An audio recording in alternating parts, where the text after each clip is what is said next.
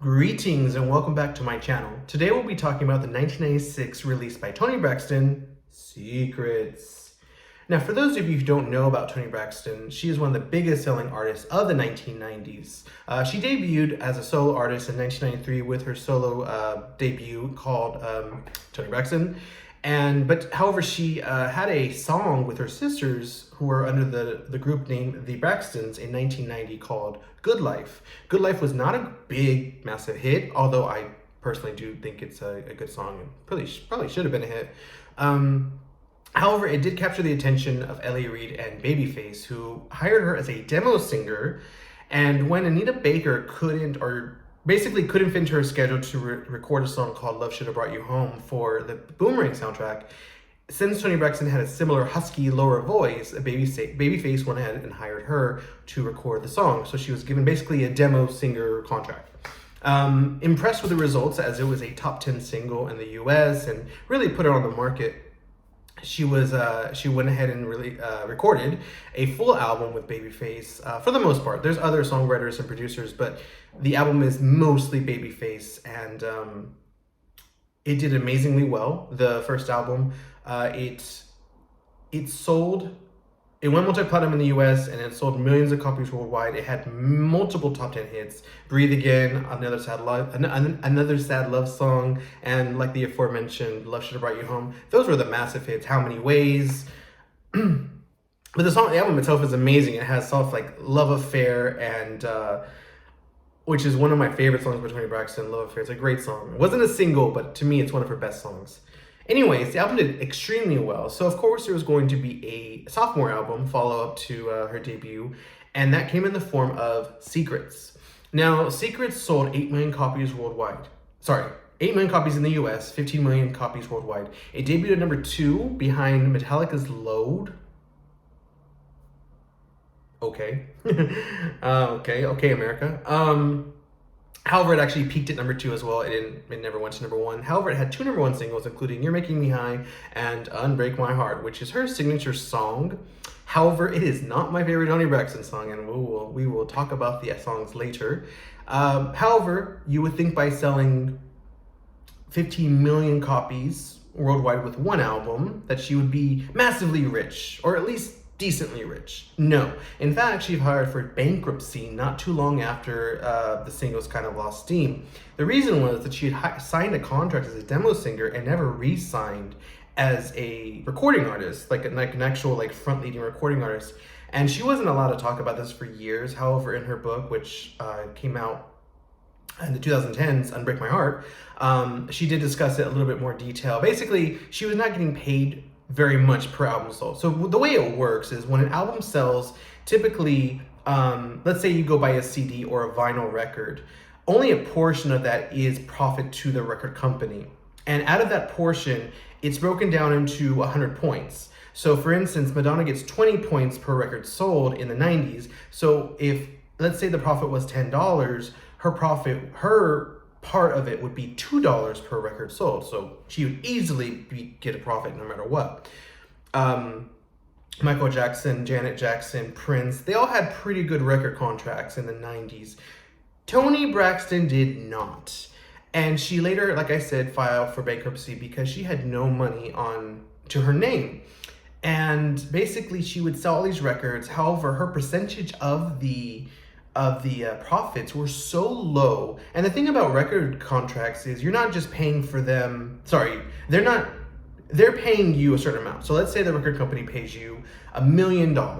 However, any money they spend to record the album, songwriters, producers, music videos, anything that they spend on you has to be paid back. It's a loan. They're not giving it to you as a leap of good faith. They're giving it to you, here's a loan, you're paying us back with your sales, and whatever's left you get. However, just like TLC, she wasn't getting a massive profit. In fact, at the end of the day, she only got paid about $1,900 for this album from LaFace after all was said and done, according to her. Now, they did go to court later, and she did get a settlement for her third album, so she was kind of retroactively paid. However, her deal that she made when she recorded it, sorry, before she recorded this, was so bad. And this was actually something common I've seen in a lot of record contracts from the 90s and 80s. Before that, too. I mean, record contracts, I think, even now. Rihanna had issues with her record contract. And you really have to think. Basically, I went to an actual record contract class in college. And basically, they come to people who have no money, who are talented, and then they give them a Mercedes Benz and they pay for these lavish hotels, all which are loans. And then this artist signs and they sell millions of copies. But then later they find out, oh wait, I'm not making any money. It's kind of assumed I would, however I didn't. I listened to an interview with Jewel from the 90s, the folk singer, and she was offered so many record contracts. However, she did her homework before she signed with anything. So she never, no matter how many albums she sold, she got the major profit as she wrote the songs and she recorded them. Basically, it seems that Toni Braxton did not do that for whatever reason, and that's not a judgment on her part. Like I said, the record industry is not a great industry to get into, and there's so many videos on YouTube about that. However, after selling 15 million copies of an album, you would think that there would be some profit for Toni Braxton, and there wasn't. So she went ahead and filed for bankruptcy, and it led to massive media coverage of it. It was everywhere. It was just kind of known, and it really blackballed her in the industry. So from 97 to like 99, you really didn't hear about Toni Braxton making new music or doing anything. And it wasn't until 2000 where she had a follow-up. Considering how big this album was and how in demand she probably should have been, that's very weird. Yeah, because you literally went basically late 97, 98, and 99 without a new album by Toni Braxton. So yeah, it really did not help her career. She kind of became a late night joke for a little bit, and she did appear on Oprah, and Oprah was very harsh on her, in my personal opinion. Kind of shaming her for spending money she didn't have, which, okay, she did, but she also deserved to get a bigger profit from her sales, I think. Remember that, TLC also sold millions of records. I think they sold 10 million and also filed for bankruptcy. And I understand there's 3 of them. However, if there's no money, you can't divide that by 3. 0 divided by 3 is still, well, I think it's 3. I'm just kidding. Anyway, so after all that, Toni Braxton went on to record The Heat and later had even more issues with her record company when they failed to halt the promotion of More Than a Woman, her 4th record, because of her pregnancy. So she basically said, hey, I'm pregnant. Let's wait to promote this record to where I can really go for it. And they said no. So there's there's 2 videos, really no promotion. That's not how you do a record. So yeah. I'm not making any allegations against the face. I think it's every record label. I mean, there's so many crooked record execs and people who only care about the bottom line. And that really does hurt the artistry, and it's still doing that today. But we're not going to talk about that too much. I've already been talking about this for a little bit too much. However, I did want to just kind of give some background to it because, 1, it's a massively successful album, and 2, the bankruptcy and Toni Braxton's legacy are rather interconnected. And if you haven't heard of it, or if you vaguely remember it, just like to bring that up as we do talk about the music here. So let's talk more about this album, which to me is one of the best albums of all time, not just the 90s, not just R&B, but of all time. I really think that Toni Braxton hit her stride with this album. She's an amazingly talented vocalist, and she's not much of a songwriter, at least back then she wasn't. However, it really feels like she wrote these songs. And yes, there's a lot of songs about heartbreak and no good men. However, I think Toni Braxton makes it work. And I love that. I love those kind of songs. But we're going to talk now about the album. So let me know in the comments your favorite songs on the album and what you think are the weaker songs and what you think could have been done differently with this record. Even though it was a massive success, we'll talk about it in detail why I think it could have been even bigger. So let's dig into this album. So like I said, it was released in 1996. Debuted at number 2, sold 15 million copies, and it had 4 singles. Let It Flow was a double A side with You're Making Me High. Although Let It Flow was included on the Waiting to Exhale soundtrack in 1995, the Whitney Houston movie, which, by the way, in France, Waiting to Exhale is called Où sont les hommes, which means where are the men? I think it's really weird how they took Waiting to Exhale, which could be translated and understood, and they made their own title. It's still on DVD. You can like find it like on Amazon right now. Like it's not like some, oh no, it's there. It's still called that. It's so weird. Which is weird because France, sometimes they'll make their own title, or they will translate the original title, or they'll just keep the English title and present it that way. So it really just, it's like random to me. It really, like if you go to a DVD store, yeah. Anyways, we won't talk too much about French movie marketing. So let's get into the album. So like I said, Let It Flow was a double A-side with You're Making Me High. Both went to number one. However, if you look back at that era of time in music, it really was You're Making Me High that was all over radio, MTV, VH1. And then Unbreak My Heart went to number one right after that for 11 weeks. And this is like at the time when people were buying singles at the store. Like you had to go to the store and buy a single, give the person money. Like, and these are like, like $1.99 each, usually singles back then. Also lots of radio play and the video play, but we'll talk about all about this as we're going through it. Then I Don't Want To, which did not make the top 10, however it was a top 20 single. The final single, How Could Angel Break My Heart, didn't chart because it wasn't released as a physical single. However, it did make a mark on the adult contemporary, and yeah, the album went on to win 2 Grammy Awards and some American Music Awards as well. And I would say it's one of the best albums of the 90s. I mean, it's really hard to pinpoint which is the best, but I think this is definitely top 5. Definitely a lot of memories with this album. Although it doesn't feel nostalgic, I don't listen to it and remember like nostalgic moments. However, for me, this is a very nostalgic album in terms of just, I mean, like if I want to like listen to like 90s gold, this is 90s gold. But let's talk about the songs. I've been talking for 12 minutes about everything but the songs. Okay, so Come On Over Here is a song, the first song, and it's done by Toni Rich, who had some success on his own as a solo artist. It's a great song. It's a great intro. It's just about relaxing and being with the one you love. She's kind of like enticing him to kind of just relax, chill. Let's be together. There's no like implications of what they're gonna do. It's just a nice song. It's just a great intro, letting you know the album is laid back, fun, chill, and that's what the album is. By the way, I've read some reviews, and a lot of people will call this album like Unbreak My Heart times 12, which every song sounds. That is not true. Maybe 2 of them do, but most of the songs in here are mid-tempo, R&B. A lot of like either acoustic or maybe jazzy elements to it. This is not an album full of Unbreak My Hearts. So that's the first thing I need to say. And then Coming Over Here doesn't sound like it at all. Yeah, so Coming Over Here was the first single. Sorry, not the first single. The first song on the album.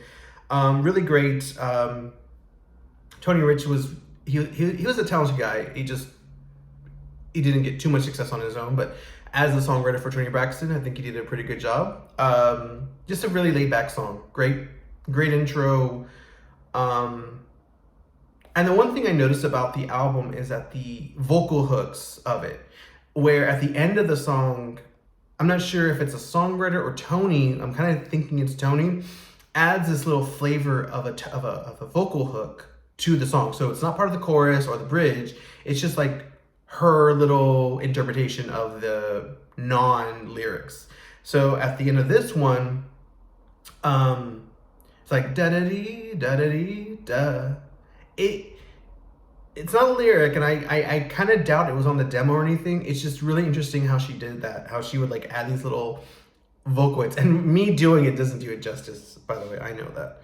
The song number 2 is You're Making Me High, which was the first Babyface song on the record. Like I said, Babyface was behind many of the hit singles from her debut album. So with this one, he was definitely... Actually, it's weird. Babyface was only part of this song in terms of her singles. So You're Making Me High was written by Babyface, words and music. and it's a very sexy mid-90s song. It has the kind of electronic G like G-funk flute. I don't know what you call it. Like when they take the synthesizer of the flute and then like I guess exploit or tamper with it until it's like almost like a electric neon sign sounding thing. It's really interesting to listen to. And it's just a very sexy song. It's coming from a perspective of a woman having desires and fantasies about a man. It's very cool, very sexy. It's usually called one of the sexiest songs of all time, and this to me is the kind of sexy music that I enjoy. It's just very groovy, bass heavy, great chorus, is baby, baby, baby, baby, like, and then it was remixed by Morales for the clubs, and that's a great remix. So she actually re-recorded the vocals for that remix. The song went to #1. Obviously, it's an amazing song, and it's definitely one of her signature songs. Although you don't hear about it as much as Unbreak My Heart, and it definitely wasn't as big as of a hit, it's definitely, I think, a better song. And just groovier, sexier, cooler. Definitely influenced by the 90s. Like, I mean, this and Crazy Sexy Cool by TLC, and a little earlier, Janet Jackson's Janet album, definitely have this cool vibe going. That's very 90s, but also very timeless. And that's one of these songs. That's what this song is. The video features her in a cat suit and this really like Florence Henderson wig. Like it's dark, it's brown, but it's like it goes like here, like it's like a very 70s wig. But she's wearing this white cat suit in this blue room, neon what do you call it? Neon lights going around her pedestal. Really cool video. And then she's basically, her and her girlfriends are judging men coming out of an elevator. Really cool video. I very much part of my youth. Great video. And yeah, one of her biggest hits. Definitely a great song. Definitely, if you don't know about it or don't know about Toni Braxton, that's one of the first songs I would suggest. And third song is There's No Me Without You, which is another Babyface song. Okay, I always do this. So I'm like, oh, I love it, album. I love it. This is one of the weaker songs on the album. It's not bad. It's definitely better than a lot of stuff, you know, from the past 10 years, of course. But it's not a great song. It's good. It's filler. And I think the reason it's filler is because it's literally sandwiched between two massive singles, which we'll get into. But There's No Me Without You is very Babyface vocals. Like, you hear a lot of his vocals, and he has good vocals. I won't say he doesn't. But here, they seem a little obtrusive, like it's a little too much in the way. It's a good song. It's a laid-back acoustic R&B track. It definitely fits the feel of the album. It doesn't stick out, but it also doesn't stick out in any good way either. It's just kind of there. I think it's kind of like Whitney's Oh Yes, where it's just kind of there. It's like, all right. I think they just wanted to have, well, back then CDs could have like 72 minutes of music, and they wanted to kind of capitalize on that. So you're not going to have these like 8 or 10 songs anymore. It's usually 12 or 13. So I think with the 90s, you always have 1 or 2 songs that really could have been left off. And I think this is one of the songs that could have been a B-side or something, but it's not bad. It's not bad. It's just not as high quality as the rest of the album. And, you know, like when you're listening to an album and you have a really good song followed by a mediocre, like a lesser song, then it goes back to good again. Like, you're like, okay, you know. Anyways, well, let's get to the big hit, Unbreak My Heart, which, like I said, went to #1 for 11 weeks. Had a very expensive video, one of the most expensive music videos of all time. Featured the model Tyrese. And basically, she's in this, like, not mansion, like, yeah, it's kind of a mansion, and she witnesses her lover die on a motorcycle accident. And she's basically sad and having memories of him, including, like, kissing in the shower and, like, shaving. Like, she's really cute. She shows a lot of personality, and I think she looked really amazing in the video. She has the same hair as here. Very amazing hair. Like, I think this is her best look.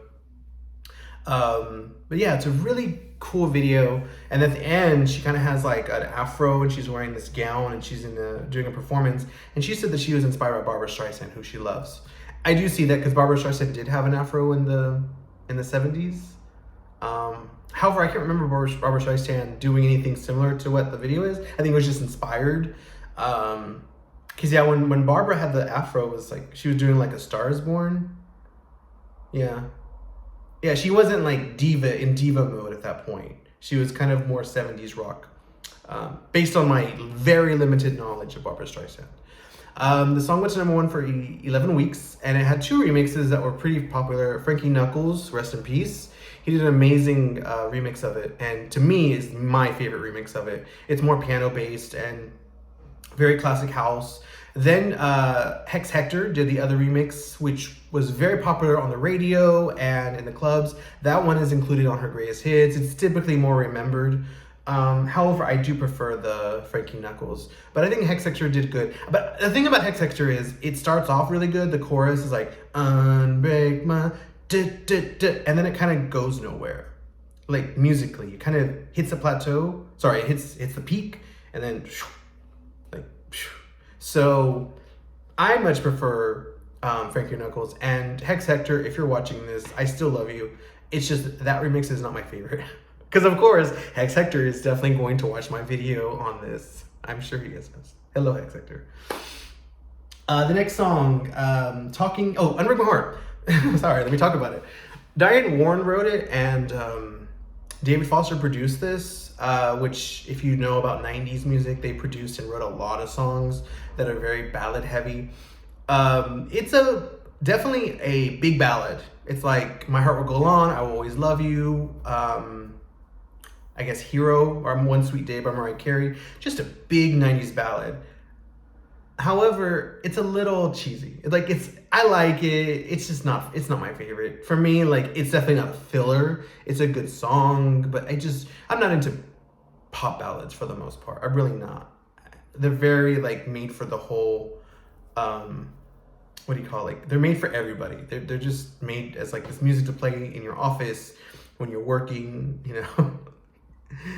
Toni Braxton actually originally did not want to record it. She called it too Disney. In her book, and then I guess they talked her into it. Very similarly, Vanessa Williams did not want to record Save the Best for Last, as she felt it was also too sappy. However, they talked her into it, and it became the biggest single of her career. It's interesting that Toni Braxton's first album, it doesn't have any real ballads. It has mid-tempo R&B songs of various, I guess, tempos. So like Breathe Again is not really a ballad. It's a mid-tempo, maybe a little more down-tempo, but it's definitely a mid-tempo R&B, silky soul song. So her first album was all silky soul, and then this one, Out of a Blue, she's gonna have a big ballad, a big pop ballad. So it was kind of weird. It definitely didn't fit with her discography. However, now it's her signature song. It was so massively big. But again, I'm not a big fan of it, and Diane Warren and David Foster, for me, like they're very talented. However, I much prefer their more R&B songs than their pop songs. Like Diane Warren did a bunch of like light R&B songs in the 90s, like for Whitney and Vogue, Lisa Stansfield, Cher, Taking Back My Heart. So yeah, I prefer those Diane Warren songs than the big ballads. I'm just not into it, and I know that I'm in the minority, but that's okay. The next song, which is my favorite, Talking in His Sleep. That's my favorite song. It's written by Toni Braxton. She wrote the lyrics. The music was done by, I think it was Keith Crouch. He is more of a songwriter. He did songs for Mary J. Blige. He did Maybe for Toni Braxton later on, and a bunch of hit singles for Brandy for her solo debut. Yeah, he's immensely talented, great songwriter, and to me, this is like his peak and her peak. When I met Toni Braxton, which yes, I met Toni Braxton at a book signing when her book came out, I told her that it was my favorite song, and she was like, "Oh, sing it to me," and I was gonna sing it, and then her publicist comes up to me and says, "You have to go. You have to go." And if you watch the episode where she goes on a book signing tour, there's these queens that really milked it, like really took a lot of time with Toni. They're singing, they're doing all this stuff. And because I was there, and because of that, I could not sing with Toni Braxton. So I am extremely upset. However, we did get a photo together, and it was a cute photo. We got two photos together. But yeah, it was definitely a highlight of my life is to meet Toni Braxton. Anyway, so Talking in His Sleep is about being with a no good dirty man. And it's vocally very subtle. She doesn't belt. Most of it's spoken, and then she sings the bridge.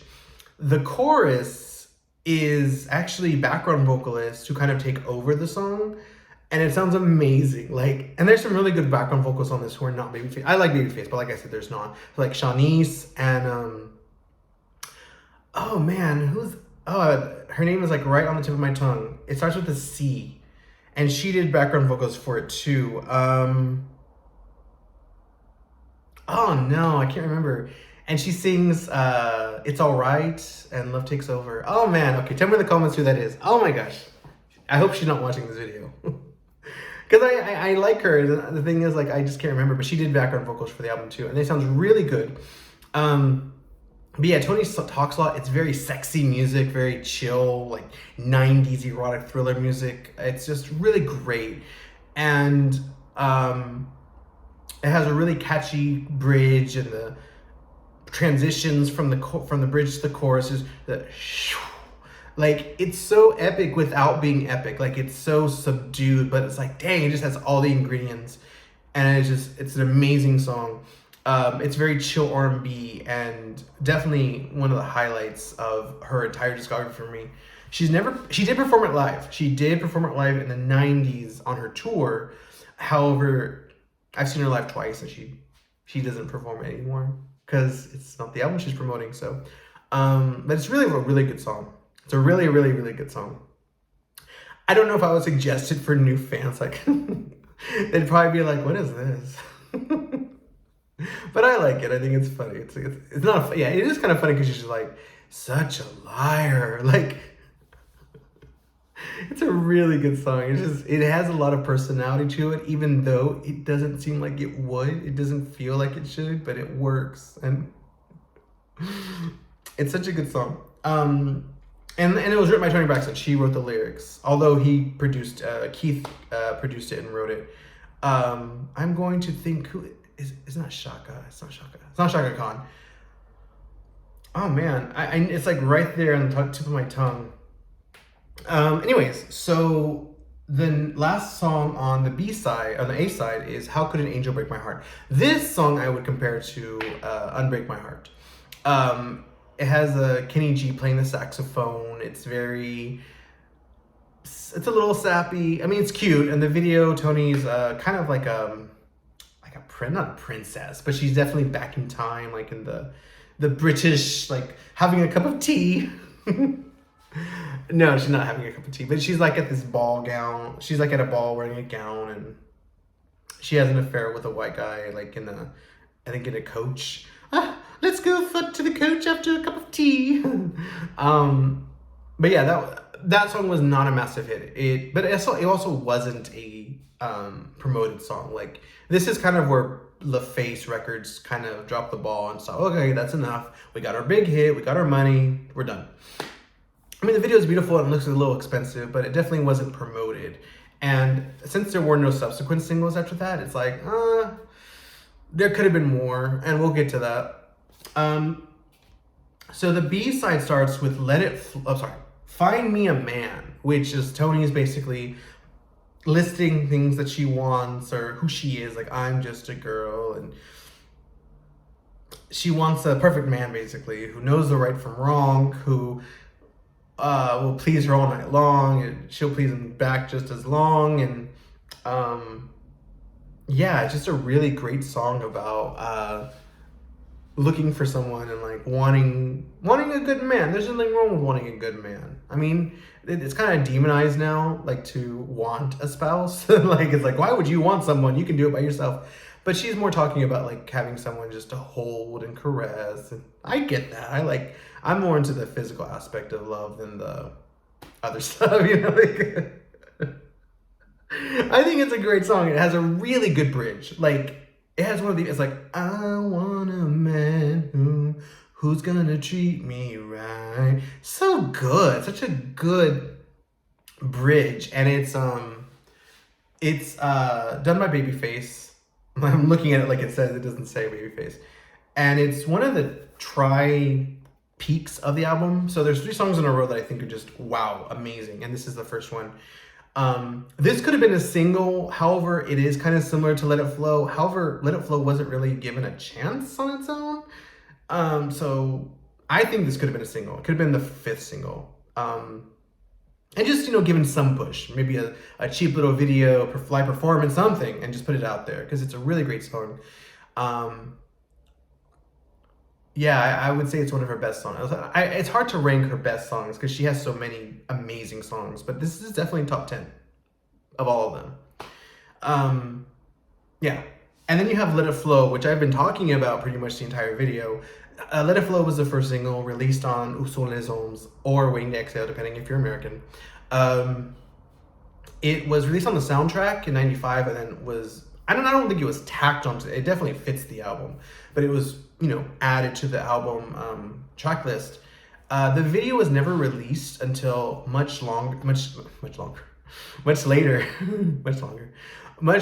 during, I think it was after He Wasn't Man Enough was a massive single. Then she did a video collection, and it included the unreleased video for Let It Flow, which is a very bizarre video. She's like in this ice cavern with these pretty much naked men who have like ice all over them, like Mr. Freeze had just attacked them. The whole thing is blue, the beautiful blue. Toni looks amazing. She has very short black hair. And there's lots of water and frozen imagery. It's a gorgeous video, but I don't think it really fits the song. And it's slightly homoerotic. When I say slightly, I mean basically it either is or it isn't, so then it is. You know, like, are you homoerotic or not? Yeah, it is. Because it kind of shows like these men together, and it's kind of obvious they're a little gay. I think it's a good video. However, I feel like it would have fit more for talking in his sleep. If you listen to that song and watch the video like on mute, that fits. Whereas Let It Flow was like an acoustic R&B song. So for me, it doesn't quite fit. It was directed by Herb Ritz, rest in peace. And I think it's a beautiful video. However, was not released on MTV or VH1 or BET. By the way, I'm so sorry if I keep referring to American things. It's because I was born and raised in America, so I can't really speak for the UK or even France. I don't know what France has. I don't really care for French music, honestly. So I mean, I do. I tend to look up like this. I know that this peaked at number 22 in France, the album, but I don't really do too much research in France because it's just the music.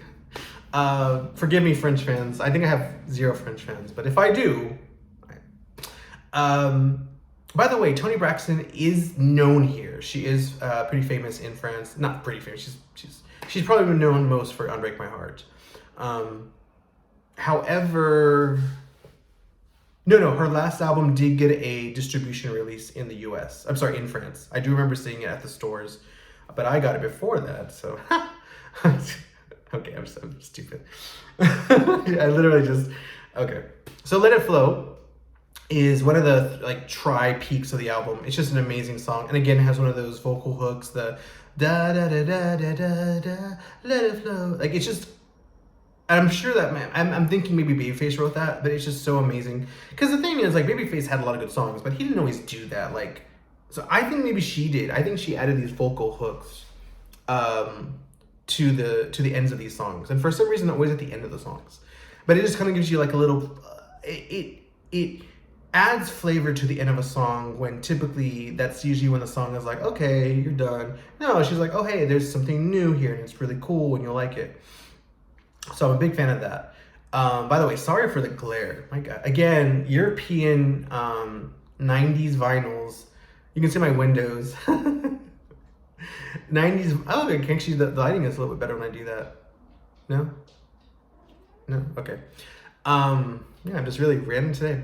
Yeah, so Let It Flow, like I said, was released as a double A side with You're Making Me High, and I think that, I don't know why that, I mean, I can see that why that was done, but I really think both singles should have gotten their respected single release. And Let It Flow definitely should have had a video released. I can see why they didn't release it. I mean, kind of, it's a little edgy for her, especially from what she was coming from with the first album.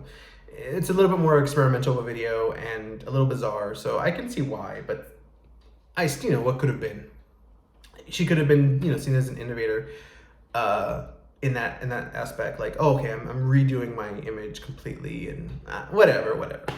Only I'm pretty sure it was done by the record company, because the video is like done. It's gorgeous. Anyways, let's stop talking about the video.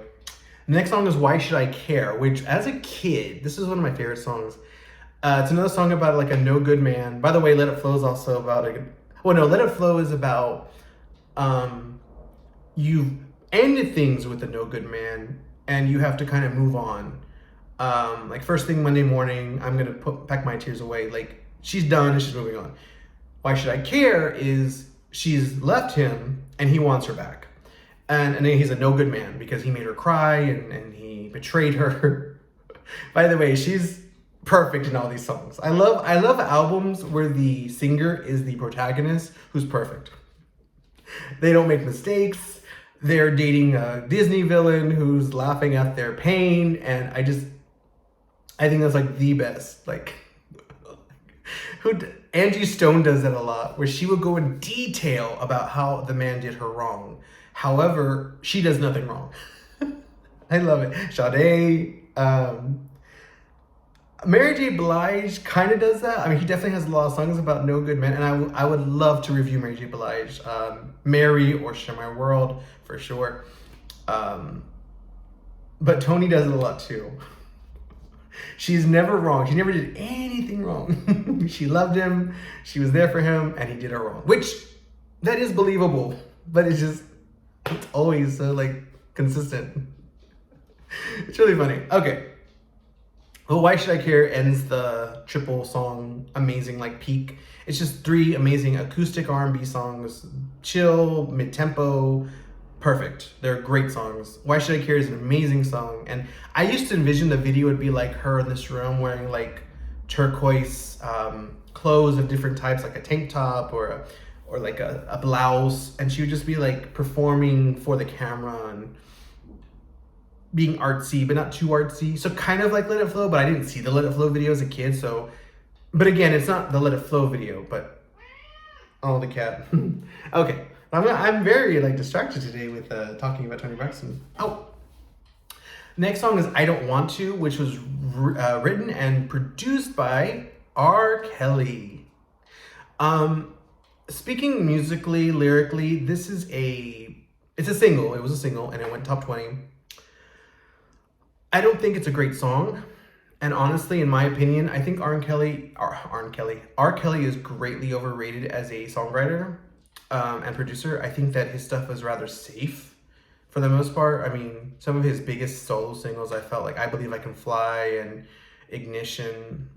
They're very drastically different songs, but I feel like they're both very generic songs made for the general masses. And for me, that's a dirty word. Like, I don't think that...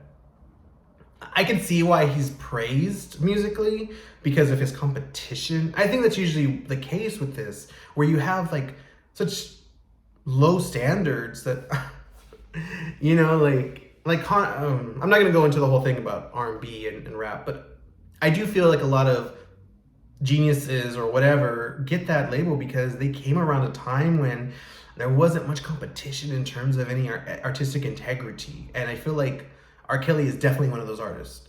Of course, he had personal matters later, which we're not going to discuss that. But I don't want to is, it's not a bad song. It's just not a great song. It's a little boring. Like, it's okay. It's not a bad song. Again, Frankie Knuckles remixed it. Brilliant. Rest in peace, Frankie Knuckles. It's an amazing classic house song. A little bit better than Unbreak My Heart. I think it fits it. I think his style fits that song a little bit more. And he also didn't have Hex Hector doing it first, so he could be like more innovative. Yeah, like I don't want you. It's an okay song, but I think it's definitely the weakest single, and one of the more weaker songs. I wouldn't have taken it off the album. However, I don't think it's a great song. Like, I don't think I would have released it as a single, but there probably must have been something in the contract that, oh hey, R. Kelly's writing and producing a song. It needs to be one of the singles. That's what I'm assuming. That happens sometimes, like with Britney's Radar, which was released on like 3 different albums because of a contract. So, I love me some him. That is another acoustic R&B song. By the way, I Don't Want To is more like piano driven, and then I Love Me Some Him is more acoustic. That one was done by Soul Shock, which did Heartbreak Hotel for Whitney and a bunch of other songs. I think they're more Swedish. I think they're Swedish. It's kind of, I feel like this is more of a contract tacked on type song. It's not amazing. It does kind of sound like a Babyface song. In fact, I was a little shocked to find out it wasn't Babyface. And then like Soul Power worked on it as well. Soul Power, he remixed Madonna, Love Don't Live Here Anymore. Yeah, it should be a really great song, but it's just kind of there. Again, it has the vocal hooks, so I think she added the vocal hooks. It's a really catchy element of the songs, but overall, I kind of feel like this and There's No Me Without You are both the weakest songs on the album. They're not bad.